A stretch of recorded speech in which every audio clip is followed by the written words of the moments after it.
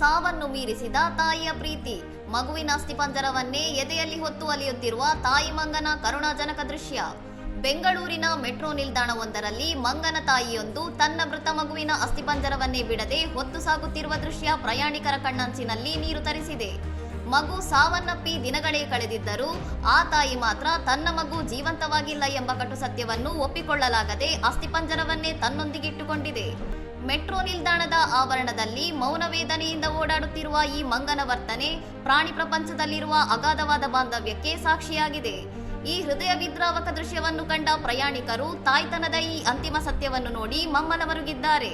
ಪ್ರಸ್ತುತ ಈ ವಿಡಿಯೋ ಸಾಮಾಜಿಕ ಜಾಲತಾಣಗಳಲ್ಲಿ ಭಾರಿ ವೈರಲ್ ಆಗುತ್ತಿದ್ದು, ಜಗತ್ತಿನಲ್ಲಿ ತಾಯಿಯ ಪ್ರೀತಿಗೆ ಸಾಟಿ ಇಲ್ಲ ಎಂದು ನೆಟ್ಟಿಗರು ಭಾವುಕರಾಗಿ ಕಮೆಂಟ್ ಮಾಡುತ್ತಿದ್ದಾರೆ.